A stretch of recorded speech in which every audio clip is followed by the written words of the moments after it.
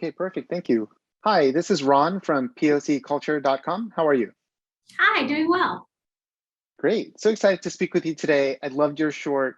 Of course, I just have to ask from the beginning, how did you come up with this idea and what inspired you to tell this story?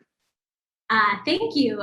So the inspiration came directly from my own experience being a 20-year-old, first time job being Pixar, just feeling overwhelmed and I didn't know what I was doing. And then being asked to direct on top of that just felt like huge imposter syndrome feelings that felt fun to dig into. And I've always, in my 20s, I did this comic about how I don't feel like I'm getting wiser with age. I just feel like I'm gaining someone else in this trench coat, and we're trying uh, to get our way through life and have no one notice otherwise. And it just felt like such a funny idea that I wanted to visualize in this short.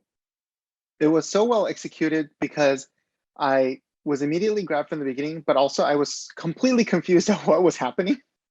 um, what was your goal in terms of like laying out the story? And in the beginning, they just seemed like a bunch of kids faking it. It seems impossible. Now, how did you conceive of the structure of it?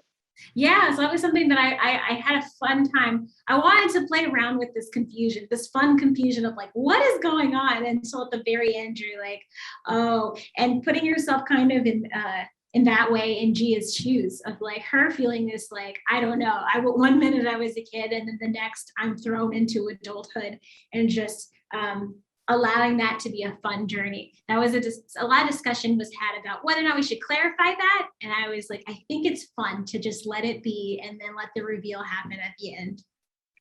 I agree. I thought it was perfectly executed. I feel like it's the embodiment of the idea that there's a child in all of us. And usually that's thought of in a positive, but you show it in a way where it's almost double-edged. What is the conflict that you've experienced and that you wanted to communicate with having that child inside us still as we're going into adulthood? Well, yeah, I think having a child is always great. I mean, that's why I work where I work, in animation, because of that childhood love that's there. But there are those moments when you wish you could kind of just like be more of an adult. You're not quite, and you have a bit of a meltdown, and you're like, what? Where is that coming from? And is that 10-year-old side of you, or you're snappy, or whatever, rude or immature? And it's like, oh, that 16-year-old's still in there. It's like all of them are still kind of in there fighting for attention.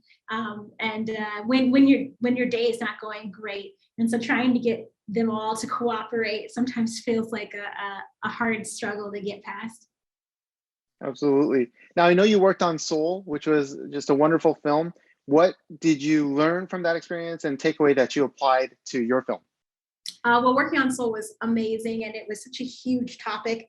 And working with Pete Docter, who is amazingly talented and worked on several films, it was a huge inspiring growth moment. And one thing I took away from that was how wonderful Pete Docter is at asking everyone in the room for advice. He'll turn and be like, what do you think? And I'm like, what, me? Like, yeah, I feel like you know better than I do what this scene needs. But I think it just speaks to his great leadership skills and how he does want everyone's input, and everyone has something to give to the story that he might not be thinking of. And so I remember when I became a director, I was like, I really want to do that. And I really want to make sure I ask my team what they think so that they feel included as well. And it's not just my project, but it's all of our project that we're trying to work on. So yeah. I love that. Well, congratulations. I really enjoyed your short, and looking forward to having everybody getting a chance to watch it. Thank you.